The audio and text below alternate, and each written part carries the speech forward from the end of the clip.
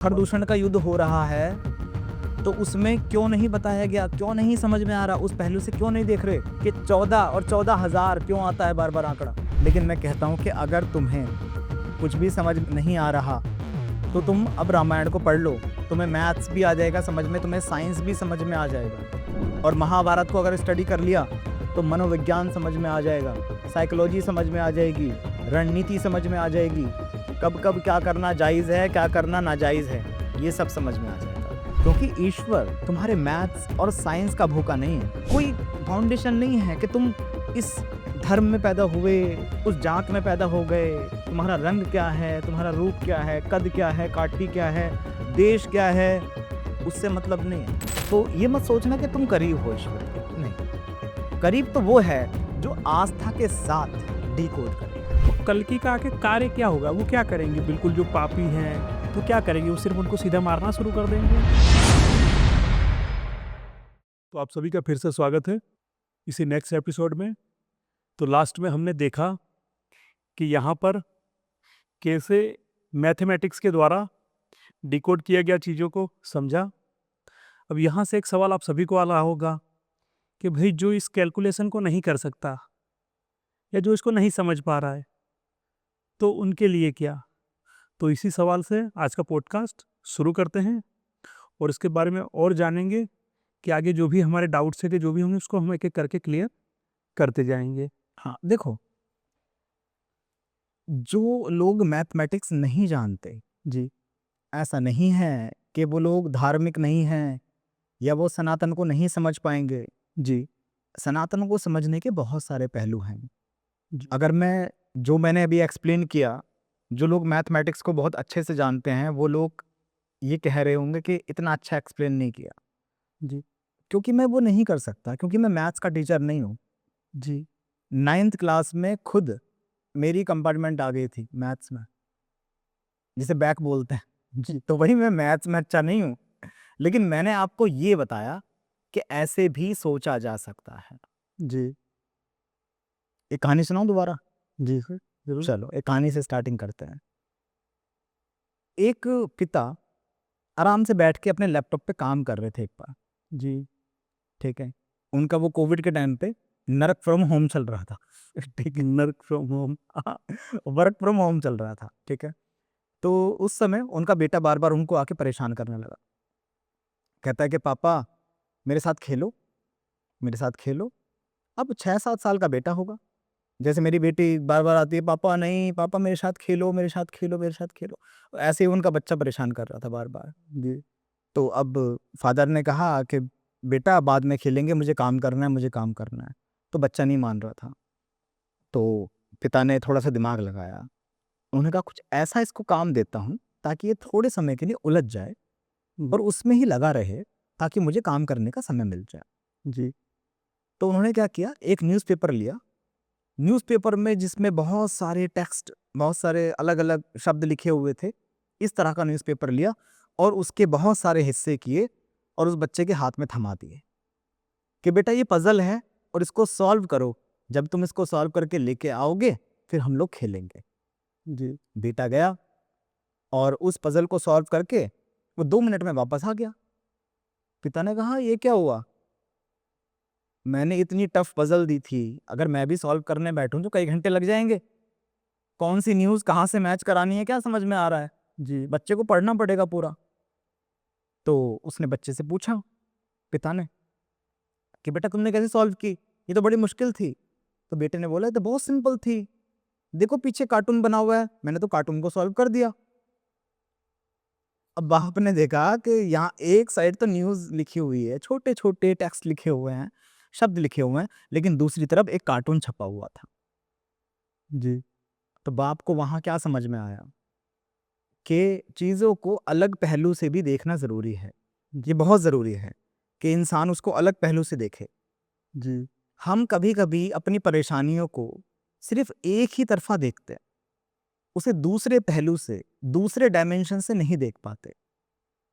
सही बात है, एब्सोल्युटली राइट। अब जो मैंने रामायण बताई लोगों को, कब से चल रही है? बहुत समय हो गया कई हजारों सालों से चल रही है। चल रही है।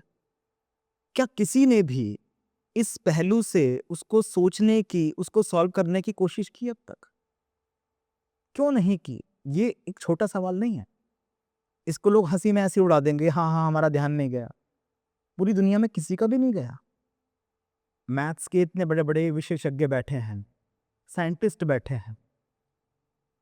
अंग्रेज जो लोग राम को एलियन बताते हैं, वो लोग बैठे हुए हैं, उनका ध्यान इस पे नहीं गया कि ये आंकड़े क्यों बताए गए, क्यों बार बार हर आंकड़े की बात हुई कि इतने साल, इतने तीर, इतने योजन, इतने गज, इतने हाथी। ये बार बार संख्याएं क्यों आ रही हैं, रिपीट क्यों हो रही हैं?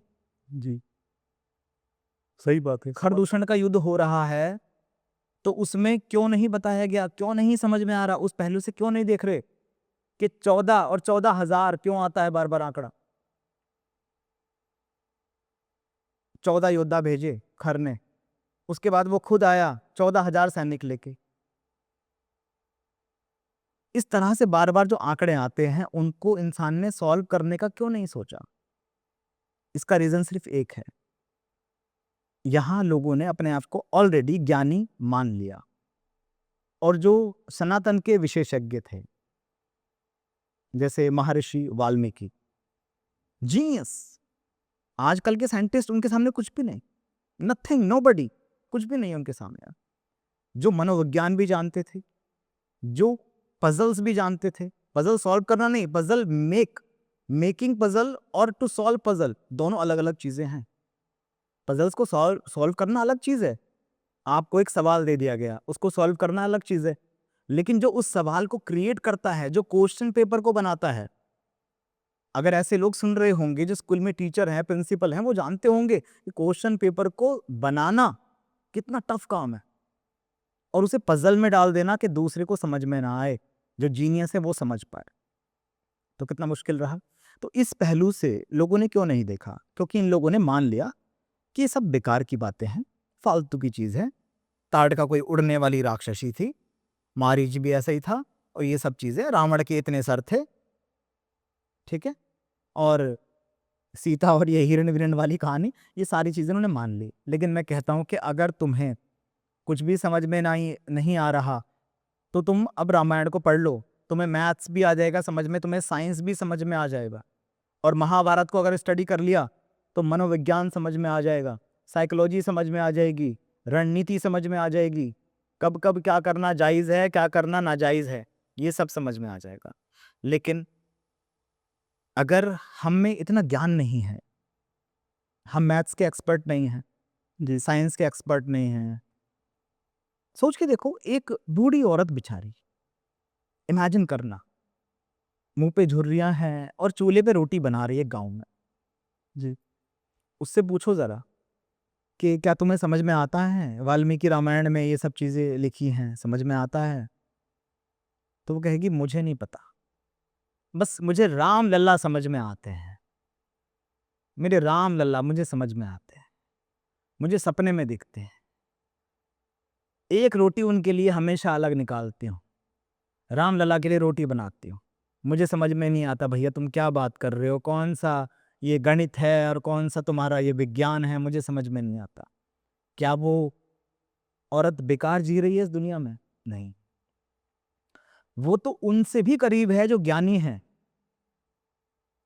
क्योंकि ईश्वर तुम्हारे मैथ्स और साइंस का भूखा नहीं है कि तुम बहुत ज्ञानी हो तो ईश्वर तुमसे कहेगा कि अरे तुम तो बहुत ज्ञानी हो, आ जाओ मेरे पास। अगर ऐसा होता तो जितने भी बड़े बड़े डॉक्टर साइंटिस्ट होते वो ईश्वर के उतने ही करीब होते, लेकिन वो ईश्वर से उतने ही दूर चले जाते हैं। जो धरती को छोड़ के मार्स पे जा रहे हैं वो लोग दूर हैं, लेकिन एक औरत जो रोटी बना रही है चूल्हे पे धुएं में और कह रही है कि राम लल्ला, बस राम लल्ला है मेरे पास, चाहे वो किसी भी बिरादरी की हो, वो किसी भी धर्म की हो, वो ईश्वर को किसी भी नाम से पूजती हो, एक औरत सिर्फ राम नहीं, अल्लाह भी बोल रही है तो भी वो उसकी है, जीसस बोलती है तब भी वो उसकी है। उसे साइंस नहीं आता, मैथ्स नहीं आता, कोई बात नहीं, उसके अंदर भक्ति है, प्रेम है। ईश्वर तुम्हारे दिलों के हाल जानता है, दिल, वो दिल से कनेक्टेड है, दिमाग से नहीं तुम्हारे। जात पात पूछे ना कोय, जो हरि को भजे वो हरि का होए। जात पात पूछे ना कोई, जो हरि को जो भजे हरि को भजे वो हरि का हो। सो हरि का होए। कोई फाउंडेशन नहीं है कि तुम इस धर्म में पैदा हुए, उस जात में पैदा हो गए, तुम्हारा रंग क्या है, तुम्हारा रूप क्या है, कद क्या है, काठी क्या है, देश क्या है, उससे मतलब नहीं है। ईश्वर तुमसे कभी भी कोई वीजा नहीं मांगता, पासपोर्ट नहीं मांगता अपने तक पहुंचने के लिए। वो तो कहता है कि दिल में भक्ति रखो। तो अगर कोई ये सोचता है कि हम बहुत बड़े ज्ञानी हैं और रामायण को डिकोड करेंगे, जैसे मैंने डिकोड करने का तरीका समझाया लास्ट वीडियो में, जी। तो ये मत सोचना कि तुम करीब हो ईश्वर के। नहीं, करीब तो वो है जो आस्था के साथ डिकोड करे। और जो डिकोड नहीं कर सकता और कहे कि राम, बस राम ही राम है, कृष्ण ही कृष्ण है, बुद्धा ही बुद्धा है, जो अंदर से फील करता है उस चीज को, वो उसका है।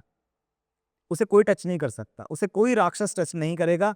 पूरी दुनिया तबाह हो जाए, उसका एक घर अगर बीच में है वो बचेगा। अब सर थोड़ी सी क्यूरियोसिटी और बढ़ रही है। अब जैसे कि कल की हमने सुना, बहुत सारी चीज़ें सुनी, तो एक सवाल ये भी उठता है कि सब कल की कल की कल की कर रहे हैं, चलो ठीक है, भविष्य मालिका में भी बहुत सारी प्रिडिक्शन दी गई, सारी बातें सही है।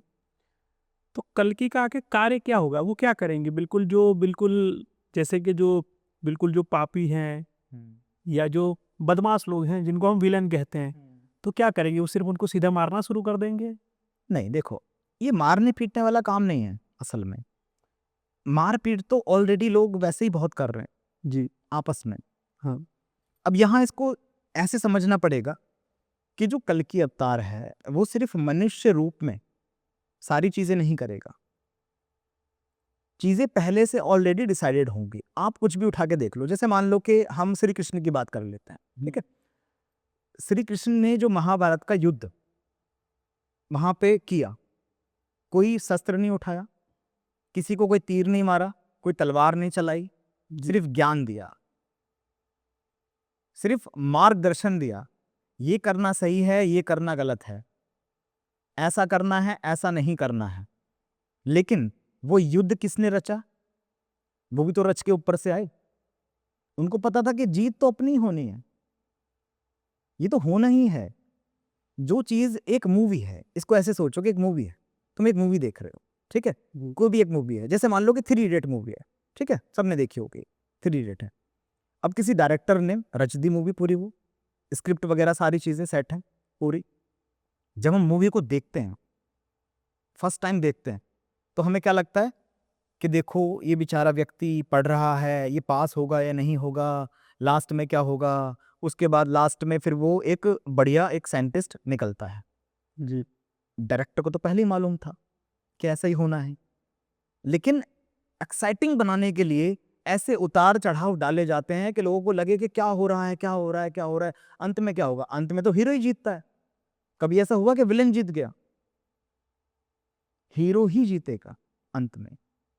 तो जो मूवी है वो कल की अवतार पहले से डायरेक्ट करके आता है, सब कुछ सेट करके आता है। उसको वो मनुष्य रूप में वो सब कुछ नहीं करना होता, वो पहले से वो शून्य पे ही डिसाइड हो जाता है, वो जीरो पे डिसाइड हो जाता है पहले से ही कि कब कब क्या क्या चीजें होने वाली हैं। लेकिन उसको भी अपने गेम का आनंद लेना है, उसको भी अपने खेल का, अपनी मूवी का आनंद लेना है। तो वो कहता है कि मुझे सबसे पहले भूलना पड़ेगा कि क्या क्या होने वाला है, क्योंकि मुझे भी इन मनुष्य के हिसाब से चलना पड़ेगा, तभी तो मजा आएगा मूवी देखने का। जब सब कुछ एक एक चीज पता हो, कल क्या होगा, परसों क्या होगा, उसके बाद क्या होगा, उसके बाद क्या होगा, फिर क्या मजा? फिर मजा ही नहीं है। एक मूवी को देखने के बाद तुम दोबारा देखना पसंद करते हो, इंटरेस्ट थोड़ा सा कम हो जाता है, तीसरी बार, चौथी बार। और कम हो जाता और जो इस फिल्म को बार बार खेल चुका है, है, वो बोर हो जाएगा। नहीं, एक गेम जो बार बार खेली जा चुकी है, एक मूवी जो बार बार देखी जा चुकी है, उसको हम अगर याद रख के दोबारा से उसमें उतर आए तो मजा नहीं आएगा। तो कल की अवतार सब कुछ पहले भूलेगा।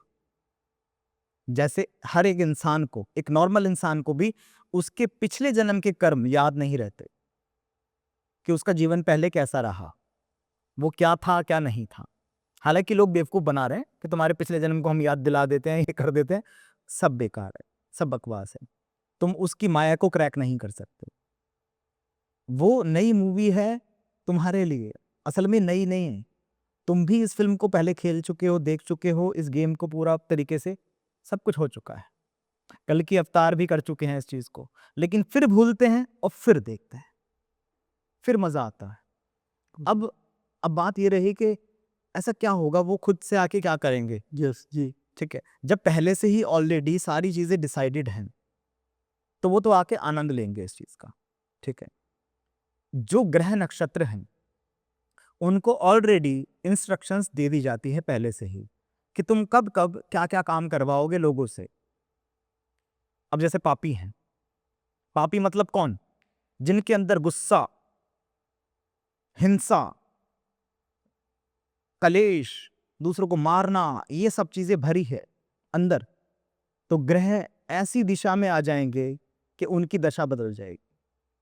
जो इंसान बुरा है अंदर से और एक चोला पहन के बैठा है, एक गार्ड लगा के बैठा है कि मैं तो अच्छा हूं, देखो मैं तो बहुत सही हूं, मैं तो बहुत सही हूं, तो ईश्वर ने पहले से ही ग्रह प्लैनेट जितने भी हैं उन नक्षत्र को ऐसे सेट कर दिया कि वो बुरा इंसान बुरे से बुरा होके सामने आ जाएगा। दुनिया देखेगी, अरे भैया ये इतना बुरा, ये तो अच्छा लगता था, इसको तो हम रोल मॉडल मानते थे, ये इतना बुरा हो गया। और एक अच्छा व्यक्ति जो किसी कोने में पड़ा था और उसको कोई नहीं पूछ रहा था, उसके ज्ञान को कोई नहीं पूछ रहा था, उसकी बातों को कोई लाइक नहीं करता था, वो अच्छे से अच्छा व्यक्ति और अच्छा बन के सामने आ जाएगा।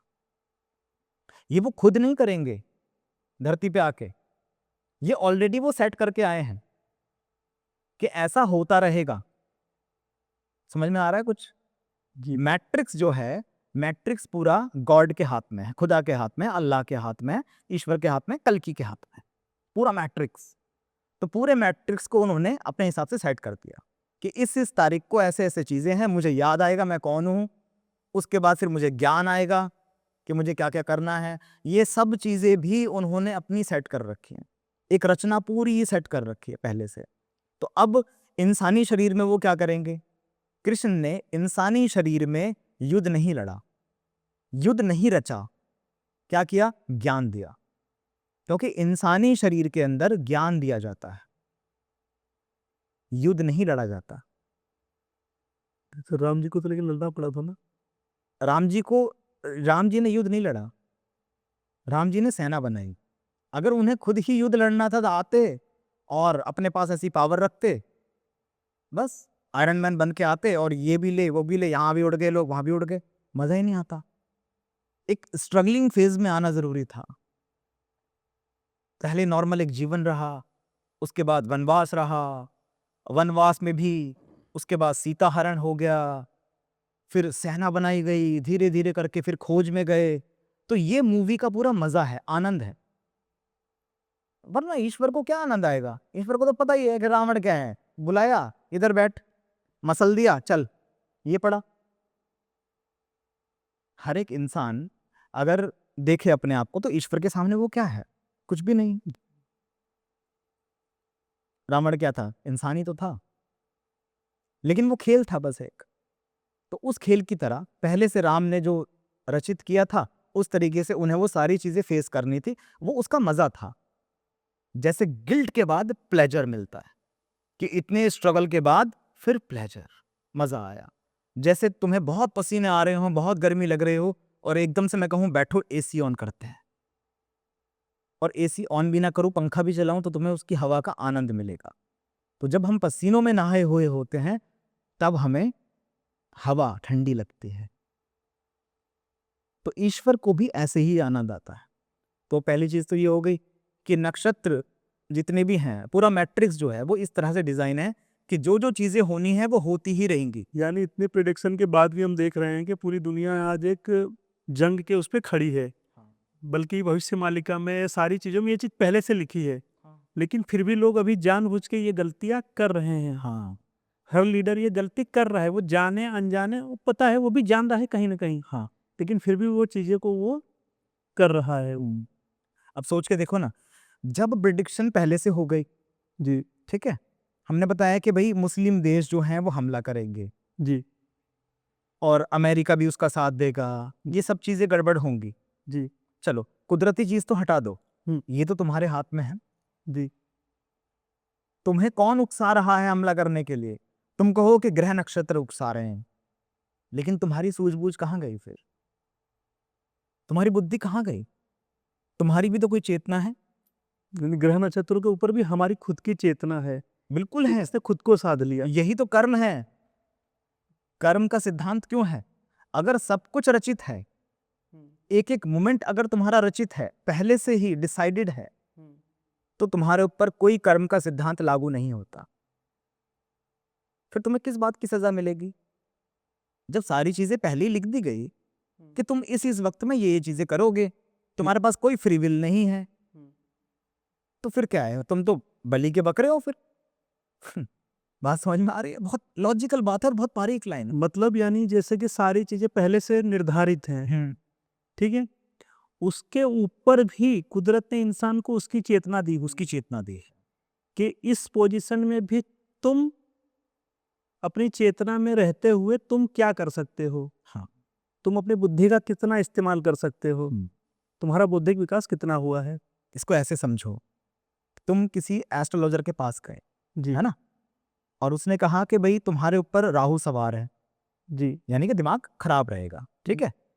अब या तो तुम किसी डॉक्टर के पास गए या किसी एस्ट्रोलॉजर के पास गए, जी एक ही बात है। वो डायग्नोस करके, डॉक्टर डायग्नोस करके ये बता देगा कि तुम्हारा दिमाग सही नहीं चल रहा, तुम अभी डिप्रेस चल रहे हो या एंजाइटी में चल रहे हो, लेकिन एस्ट्रोलॉजर बता देगा कि तुम्हारा राहु खराब है। बात एक ही है। हम्म। अब उसके बाद तुम्हें पता है कि ये इतने वक्त का है समय कुछ, और इतने वक्त मेरा दिमाग खराब है, यानी कि कल तुम्हारा दिमाग खराब रहेगा। तो तुम्हारी चेतना भी तो बता रही है कि मेरा दिमाग जो खराब हो रहा है, तो मैं ऊटपटांग हरकतें कर रहा हूं, किसी को भी गाली दे रहा हूं, किसी को भी मार देता हूं, किसी को पीट देता हूं, अपने आप को हार्म कर रहा हूं, तो क्या तुम अपने आप को कंट्रोल नहीं करोगे? जबकि तुम्हें पता है कि हाँ ये बीमारी है, मुझे ये परेशानी चल रही है मेरे ऊपर, कंट्रोल करोगे ना उस चीज को। और अगर तुम उसके बाद भी कंट्रोल नहीं कर पा रहे, तो तुम डायग्नोस क्यों करवाते हो? फिर क्यों पता करना फिर कि मेरा राहु खराब है? सोच के देखो ना, अगर तुम्हारा राहु खराब है और तुम उसमें कुछ कर ही नहीं पा रहे, तो एस्ट्रोलॉजी ही क्यों बनी? एस्ट्रोलॉजर्स ही क्यों पैदा हुए? और तुम पूछने ही क्यों गए? अगर तुम्हें चीजें पता लग रही हैं, तो तुम्हारी चेतना है, तुम्हारा विवेक है, तुम्हारी बुद्धि है, उस पे काम करना है तुम्हें। तुम कंट्रोल कर सकते हो। हाँ, कुछ चीजें होंगी, हो सकता है कि 50 चीजें तुम गलत करते, लेकिन तुम अब चेतना में हो, तो तुम 50 ना करके 5 गलत करते हो, फिर भी तुम बच जाते हो 45 चीजों से। कि मैंने वो चीज नहीं की, एटलीस्ट मैं जेल नहीं गया, मैंने किसी को चाकू नहीं मारा, बस मेरे मुंह से गाली निकल गई क्योंकि राहु खराब था, और उसको मैं सॉल्व कर लूंगा। उसको तुम सॉल्व कर सकते हो। मैं उससे माफी मांग लूंगा, मैं उसका वो प्रायश्चित कर लूंगा। हाँ, ये उन लोगों के लिए आंसर है जो आजकल जो कथाकथित साइंटिस्ट बने बैठे हैं ना, लड़के आजकल माल फूकते हैं और कहते हैं देख ब्रो, आजकल क्या है, हम लोगों के पास फ्री विल नहीं है भाई, फ्री विल कुछ नहीं होती, ईश्वर चला रहा है हमें भाई, कुछ भी कर रहा है। ऐसा नहीं है। मतलब वो अपनी चेतना के स्तर को खो चुके हैं। हाँ, या तो मान लो, देखो दो तरफा गेम नहीं चलेगा ना। जी ईश्वर के साथ तुम दो तरफा गेम खेल रहे हो, एक तो कह रहा है कि वही चला रहा है, हम्म दूसरी तरफ तुम ये भी कहते हो कि हम ये ना करके ये करें, ईश्वर हमें ये नहीं देता, ईश्वर हमें वो नहीं करता। फिर कंप्लेंट ही मत करो। इंसान के पास फ्री विल है, लेकिन पूरे तरीके से फ्री नहीं है वो। अगर पूरी तरीके से फ्री होता, तो इस दुनिया को ये इतने हजार साल नहीं, ये कुछ ही दिनों में खत्म कर देता। इसलिए बड़े बड़े इवेंट्स पहले से सेट होते हैं। उन इवेंट्स के बीच में तुम क्या करते हो और क्या नहीं करते हो, ये तुम्हारे कर्मा है। इसको ऐसे समझ लो कि क्वेश्चन पेपर सेट है, सब लोगों का अलग अलग, क्वेश्चंस भी सेट हैं, उसका आंसर तुम कैसे देते हो, उस सिचुएशन में तुम कैसे रिएक्ट करते हो, ये तुम्हारे ऊपर डिपेंड है। सिचुएशंस ईश्वर ही देगा, लेकिन उस सिचुएशन में तुम कैसे रिएक्ट करते हो, ये तुम्हारे कर्मा है। क्लियर हुआ? ठीक है। अब एक और सवाल आ रहा है कि अब जैसे कि हमने देखा था कि जैसे कृष्ण अवतार आए तो कृष्ण के साथ बलराम भी आए, अर्जुन भी आए, यानी बहुत सारे जो उनके साथ में थे, उनके संदीपनी ऋषि, सारे लोग। ठीक है, जैसे रामायण में हमने देखा कि भाई अंगद का भी कुछ पार्ट था, हनुमान का भी कुछ रोल था, लक्ष्मण का भी कोई रोल था, भरत का भी कोई रोल था, उनके गुरु का भी कोई रोल था। तो जब यहाँ पर कल्कि की बात हो रही है तो यहाँ पर सिर्फ एक नाम चल रहा है, सिर्फ कल्कि। तो इनके भी तो सपोर्टिंग लोग होंगे ना। हाँ हाँ, नहीं एक नाम नहीं चल रहा है, लोग बता रहे हैं, तुम देखो वीडियोस, चिरंजीवी आएंगे साथ में, इतने सारे लोग और उतरेंगे। देखो कभी भी ईश्वर अकेले नहीं उतरते हैं, उनके साथ में और बहुत सारे लोग ऐसे होते हैं जो उतरते हैं। ऐसी बहुत सारी पुण्य आत्माएं होती हैं जो उतरती हैं साथ में, और इसी गारंटी पे उतरती हैं, प्रभु अगर तुम चल रहे हो तो हम चलते हैं, फिर हम वैसे तो नहीं जाएंगे फंसने के लिए, वहां तो कुछ भी हो रहा है इस दुनिया में। तो कोई किसी की जेब काट रहा है, कोई किसी को थप्पड़ मार रहा है, कोई रेप कर रहा है, कोई चोरी कर रहा है, कोई किसी के प्रेसिडेंट को उठा लेता है कहीं से। तो प्रभु हम तो ऐसे नहीं जाएंगे, अगर तुम साथ चलते हो तो बताओ।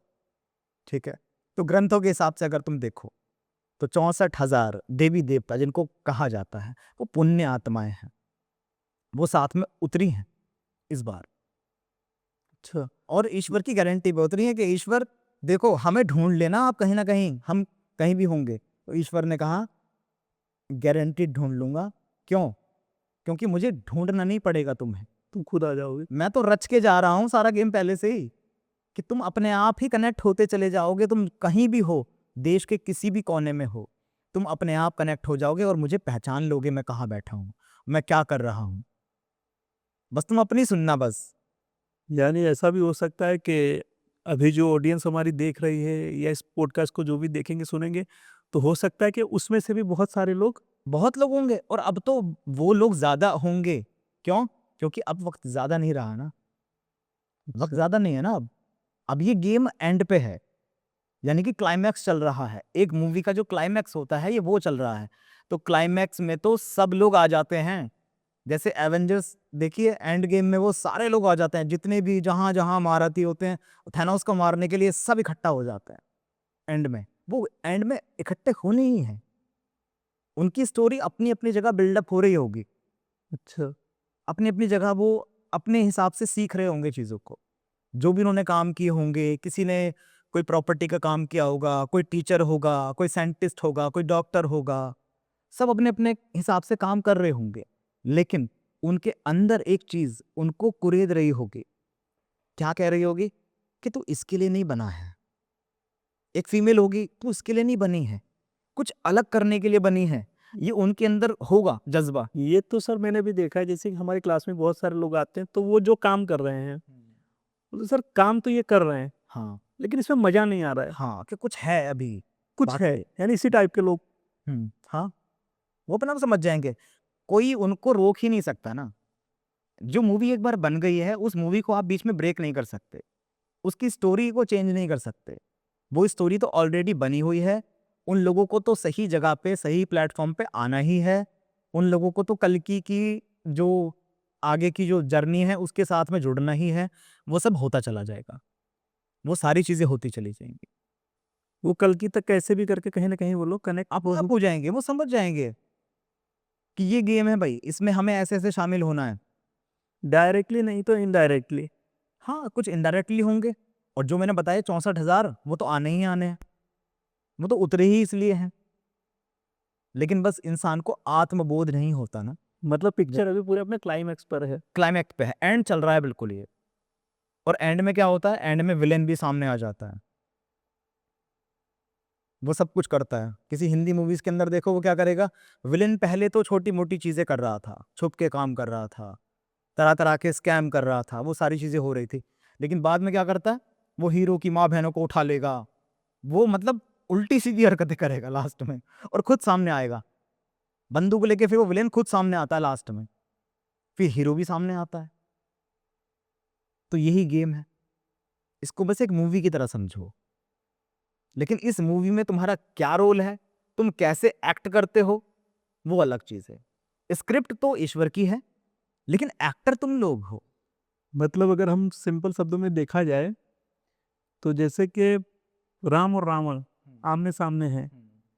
अब जो राम की सेना है और रावण की सेना है, अब उनके पास फैसला है कि उनको चूज करना है कि उनको इधर से लड़ना है या इधर से लड़ना है। हाँ ठीक है, जैसे अब राम की सेना तो चलो ठीक है कि उनको पता है कि भाई कल की है, कल की नॉलेज देंगे, अच्छी चीज बताएंगे, सारा मार्गदर्शन करेंगे, सारी चीजों को लेकर वो एक रणनीति के साथ आगे बढ़ेंगे। हाँ ठीक है, अब जो लोग हैं वो चलो एक तरफ तो वो कनेक्ट हो जा रहे हैं कहीं ना कहीं कुछ ना कुछ से, लेकिन जो इनडायरेक्टली, जैसे इसमें भी बहुत सारे लोग ऐसे हैं कि जो कहीं ना कहीं कल्कि के लिए काम कर रहे होंगे, या कुछ लोग ऐसे होंगे कहीं ना कहीं जो कली के लिए काम कर रहे हैं, विलन के लिए काम कर रहे हैं। हाँ तो कुछ लोगों को ऐसा भी तो डाउट हो सकता है ना कि जैसे कुछ लोग रावण की तरफ से थे, तो रावण को ही भगवान मान रहे थे कि उनको लग रहा था नहीं ये सही है वो गलत है।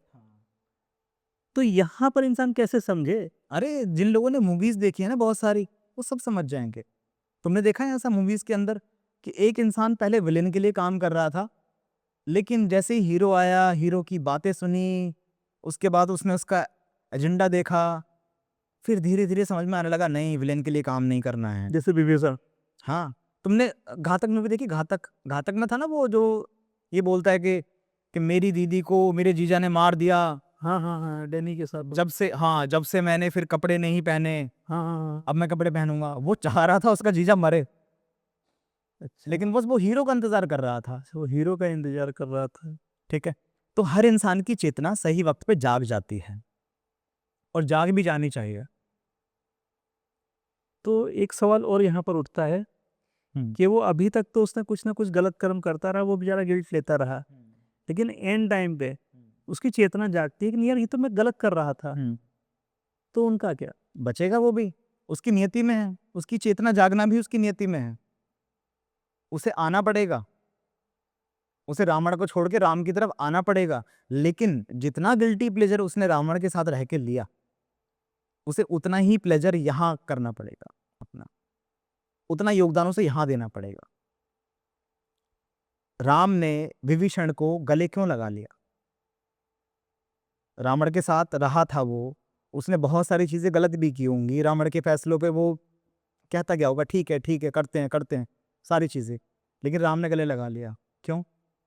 क्योंकि उन्होंने देखा कि अब जो इसके द्वारा कर्म होगा वो इसके सारे पाप को धो देगा। उसके सारे पाप धुल गए, क्योंकि रावण को मारने में अगर सबसे बड़ा योगदान किसी का रहा तो विभीषण का रहा। हनुमान तक नहीं बता पाए कि कहां तीर मारना है, असली मेन पॉइंट है क्या। तो इस कहानी के अंदर भी कोई ऐसा विभीषण सामने आएगा जो कहेगा मेरी चेतना जाग चुकी है, मैं रावण के साथ काम कर रहा था लगातार, उसने पूरी अर्थव्यवस्था को डामाडोल कर दिया था, और अब मैं बताता हूं कि करना क्या है। आप ऐसे ऐसे करो, रास्ता वो दिखाएगा, वो भी आएगा। मूवी तो काफी इंटरेस्टिंग होती जा रही है। हाँ, तो ऐसा ही होगा इसमें। इंटरेस्टिंग है तभी तो ईश्वर खुद खेलने आता है इस मूवी को, खुद जीने आता है इसको। क्यों आएगा वो हल्की फुल्की मूवी के अंदर, क्यों आएगा? और जो रची ही उसने है तो वो हल्की फुल्की तो नहीं हो सकती। जब एक नॉर्मल इंसान इतनी अच्छी मूवी बना सकता है ना, चाहे वो साउथ के लोग हों, बॉलीवुड के हों, हॉलीवुड के हों, है ना, जी, पाकिस्तान के लोग हों, चाहे वो कहीं के भी हो, जब इतनी इंटरेस्टिंग मूवी बनाने की कोशिश ये कर सकते हैं, तो उसने जो अपने लिए मूवी बनाई होगी तो सोचो वो कितनी इंटरेस्टिंग होगी। उस मूवी का कोई तोड़ नहीं है। तो उसी मूवी को वो देखने आता है और उसी गेम को वो खेलने आता है।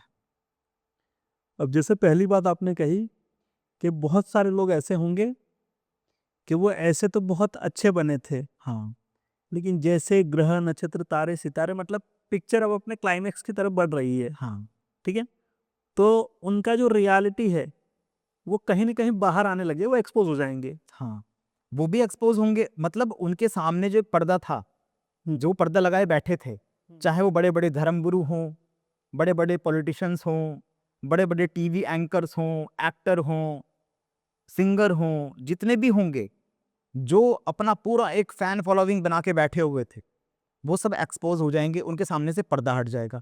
दूसरा, जो ऑडियंस उन्हें देख रही थी और हाथ जोड़ के बस बैठी थी उनके सामने, उनके आंखों से भी एक चश्मा उतर जाएगा अपने आप, उनकी चेतना भी जागृत होगी, वो असलियत देख पाएंगे।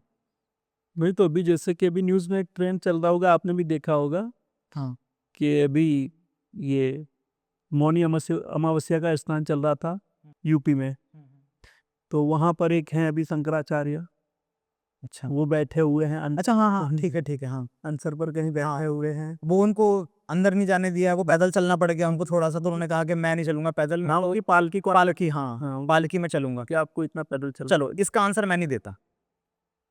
अब तुम बताओ खुद जरा, इस चीज को सोचो। एक बाबा जी हैं, ठीक है जी, जो शंकर के नाम से कमा रहे हैं, खा रहे हैं, उनकी ख्याति सिर्फ इसलिए है कि शंकर का नाम उनके साथ जुड़ गया, ठीक है, महादेव का नाम, तुम तो महादेव के भक्त हो, जी हाँ। ठीक है। अब मुझे बताओ जरा, तुम्हारे हिसाब से क्या है ये सिनेरियो, क्या दिखाता है, अच्छा या बुरा? अगर मैं रियली बोलूँ, ट्रूली बोलूँ, ट्रूली ही बोलना है और क्या ट्रूली बोलना है? यानी कि शिव ने खुद कभी ये नहीं सोचा कि मेरा कोई सम्मान करे। जिसको सबने नकार दिया, उसको शिव ने स्वीकार कर लिया। मतलब कि अगर जब हम वहाँ पर देखते हैं कि जब यहाँ पर समुद्र मंथन भी हुआ, तो विष ले लिया, बाकी सारी चीज़ें बांट दी उन्होंने कि ये मुझे दे दो, बाकी तुम ले लो। उन्होंने ये नहीं बोला कि भाई मैं तो महादेव हूँ, मुझे ये दे दो। इवन हम उसमें भी देखते हैं कि जिस पेड़ पौधे को कोई नहीं पूछता, हाँ हाँ इसको हम धतूरा कहते हैं, हाँ। उन्होंने बोला ये मुझे दे दो। हाँ यहाँ तक भी ठीक था। इवन जब उनकी शादी के बाद उनके वहाँ पर इतना बड़ा यज्ञ हुआ, उनको नहीं बुलाया गया, तो भी उन्हें उस चीज़ का बिल्कुल भी बुरा नहीं लगा। तो मेरे हिसाब से तो फिर ये वही है जो आप बता रहे हैं कि भाई जो है वो लोग रिवील कहीं ना कहीं होते जाएंगे, वो गलती करते जाएंगे। जब वो जो ईश्वर जिसने सारी रचना की है, जब उसको किसी चीज़ का गुरूर नहीं है, उसको किसी बात का घमंड नहीं है, वो कहीं कैलाश पे बैठा है, वो कहीं नहीं बैठा है, उसको कुछ फर्क नहीं पड़ता।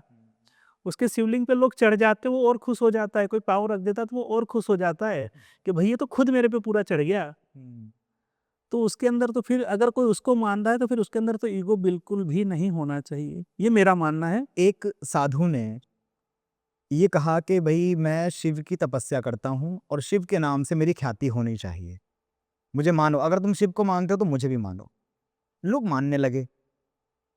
अब मैं कहता हूं कि जो इंसान शिव को अभी 1% भी नहीं समझा, वो इतनी बड़ी पब्लिक को क्या बना रहा है, बेवकूफ, सीधी सी बात है।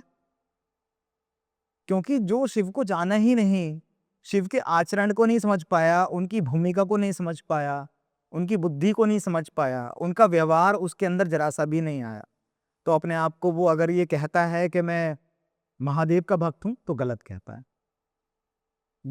ये मैं ये कह रहा हूं कि अगर शिव ऐसे होते तो विष का प्याला पीते, दूसरे को पिला देते। ये तो वो लोग हैं, अरे तुमसे कुछ कदम पैदल नहीं चला जा रहा, शिव वहां कैलाश पे बैठ गए। तो ये लोगों को खुद समझना पड़ेगा, लोगों को खुद अपनी बुद्धि का इस्तेमाल, हाँ बुद्धि का इस्तेमाल करना पड़ेगा। खुद ही समझना पड़ेगा, चूज खुद करे कि भाई सही क्या है, गलत क्या है। हाँ एक जो पर्दा है लेयर, उसको हटा दें वो। हाँ, ये हटाना पड़ेगा। पता है क्या, एक डर है इनके अंदर कि गुरु का अपमान हो जाएगा। अरे पहले ये तो समझो कि गुरु है कौन, गुरु का क्राइटेरिया क्या है, गुरु है कौन? तुम्हें जो सही शिक्षा दे रहा है वो गुरु है।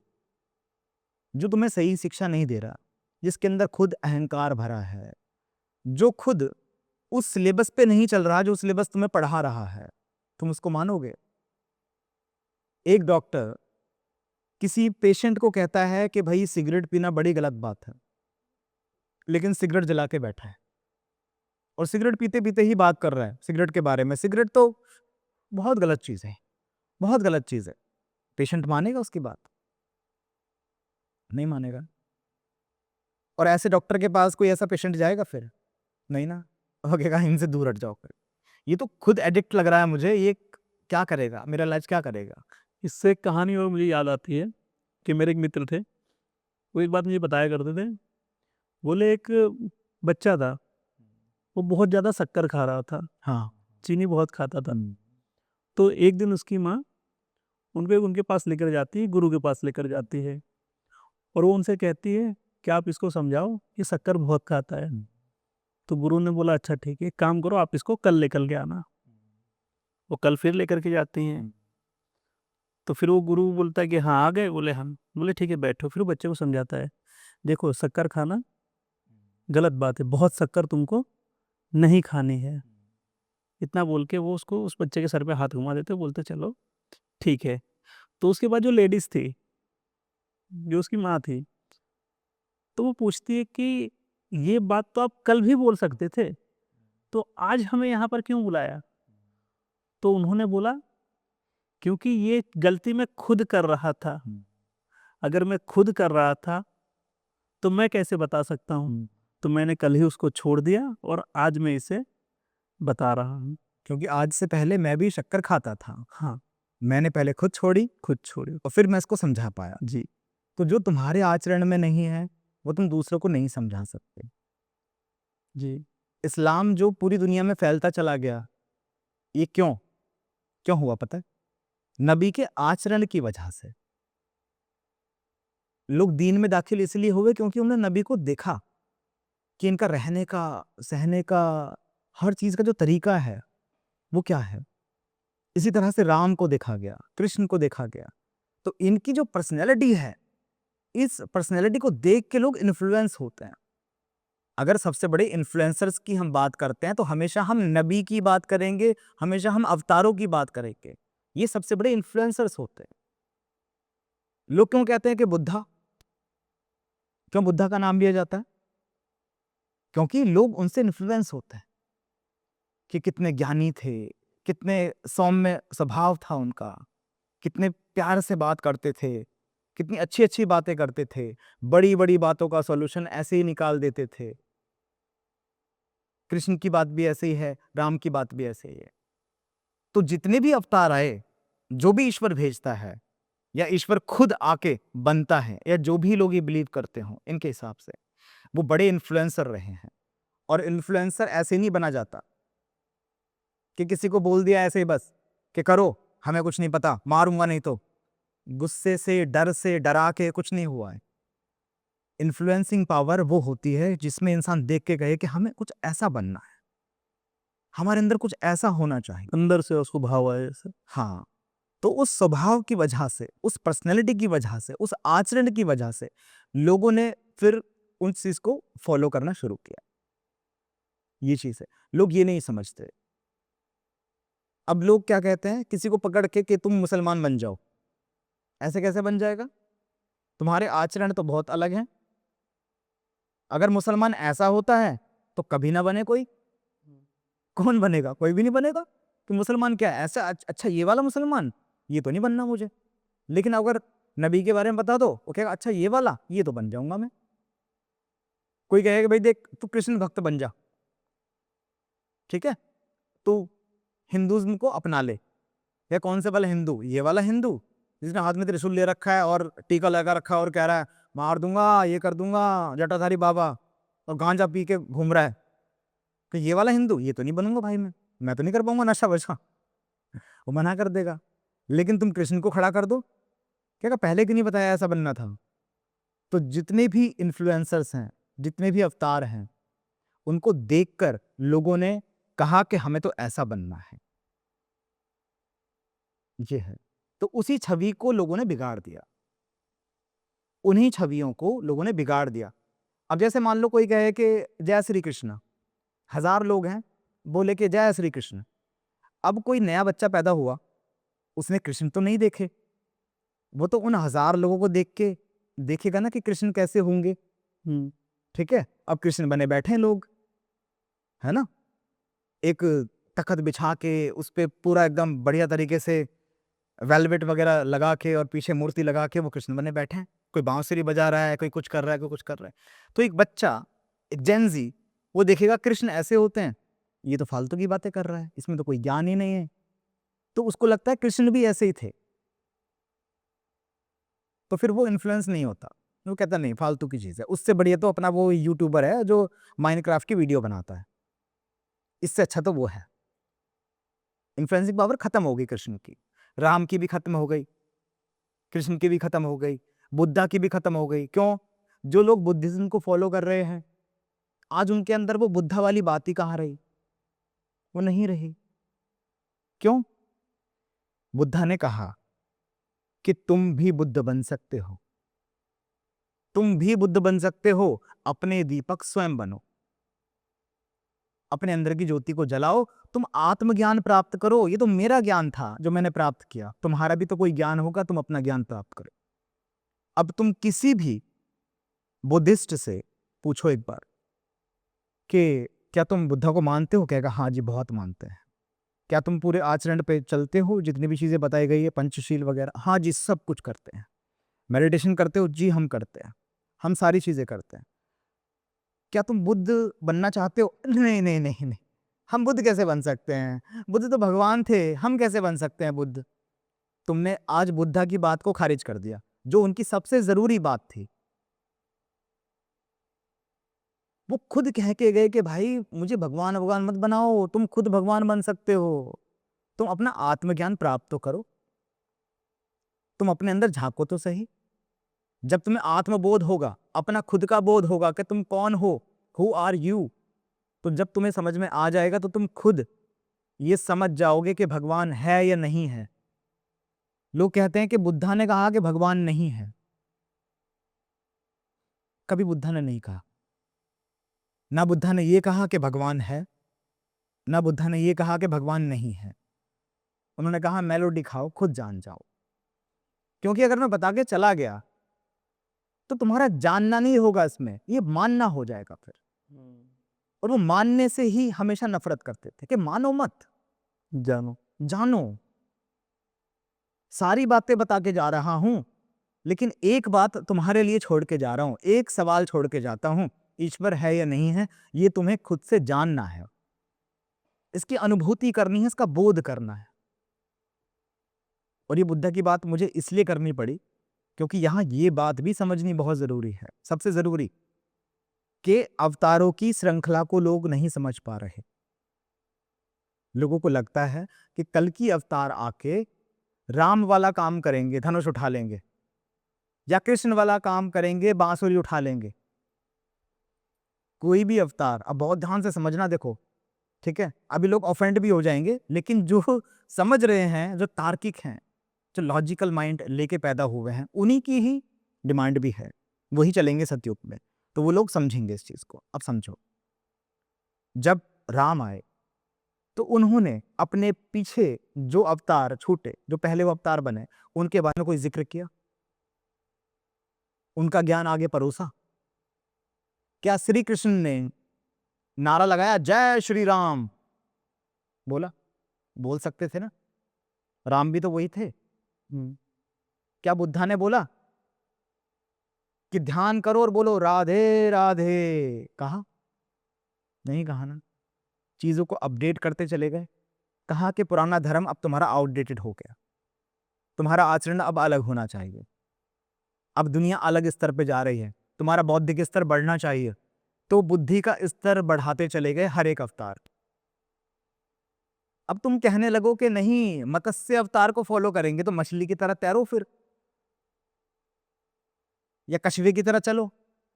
बुद्धि का स्तर बढ़ा ना, शरीर ने भी एक आकार से एक साकार में आया ना शरीर तुम्हारा।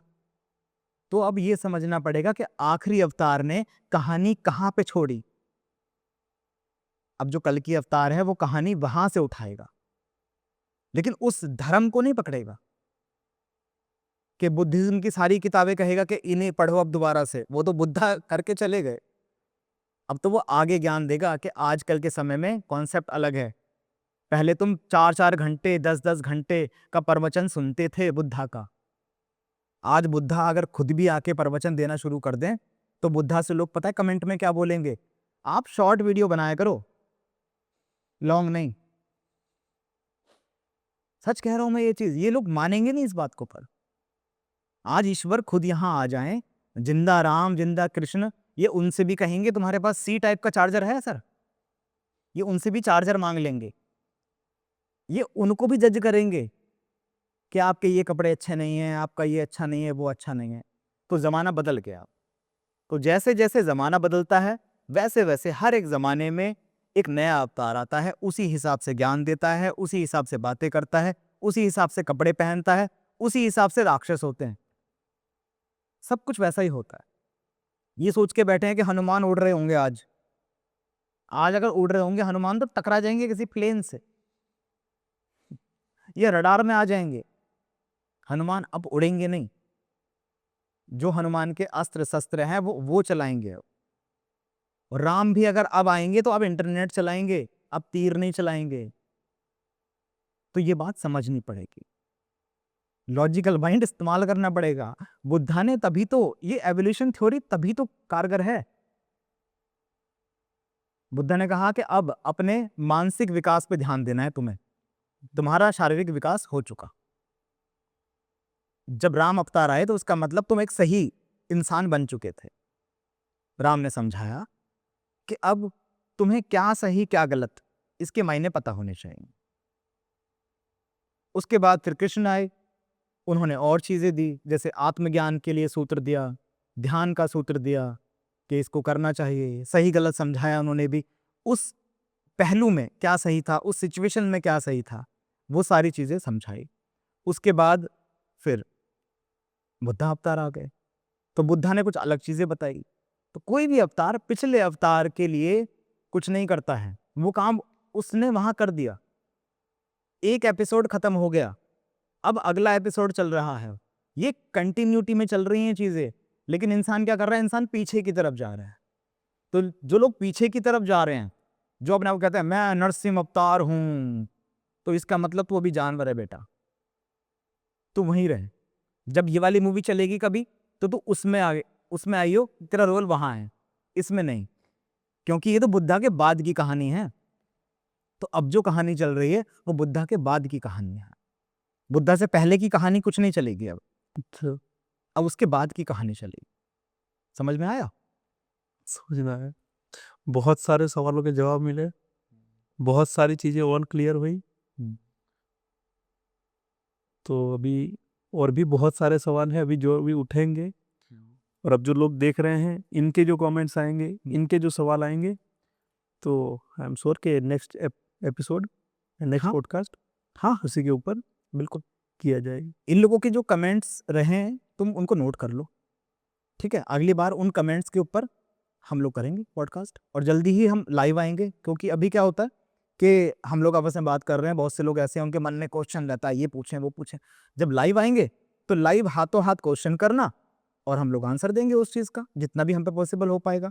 लेकिन एक यहाँ पे एक बात बोलूँगा कि जो ये काम चल रहा है ये सनातन का कार्य है, हम सनातन को आगे लेके जा रहे हैं।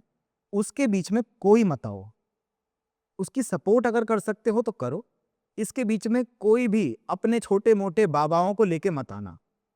और कोई भी बाबा अगर इस बात से ऑफेंड होता है तो मैं पहले ही कह रहा हूं ये बात, जो सनातन के बीच में आ गया उसका विनाश निश्चित है। वो अपने लिए जहन्नुम का टिकट खुद काट लेगा। बीच में नहीं आना है, इसको आगे बढ़ाना है, तुम्हारी सबकी जिम्मेदारी है ये। जितने भी आज सही ऊंचे पद पे बैठे हैं, जिनको आज लोग बाबा कहते हैं या जिनको लोग पंडित जी कहते हैं, महंत कहते हैं, ये उनका काम है, उन्हें सनातन को आगे बढ़ाना है। तो उसको आगे बढ़ाओ और अपने ज्ञान का सही उपयोग करो, दुरुपयोग मत करो। जिस भी चीज का दुरुपयोग करोगे वो चीज तुमसे छीन ली जाएगी। तो अपने पद को कभी भी दूषित मत होने दो, ठीक है? तो चलो दोबारा से मिलेंगे अगली पॉडकास्ट में। बाय बाय, टेक केयर, खुदा हाफिज, शब्बा खैर, आस्ता ला विस्ता।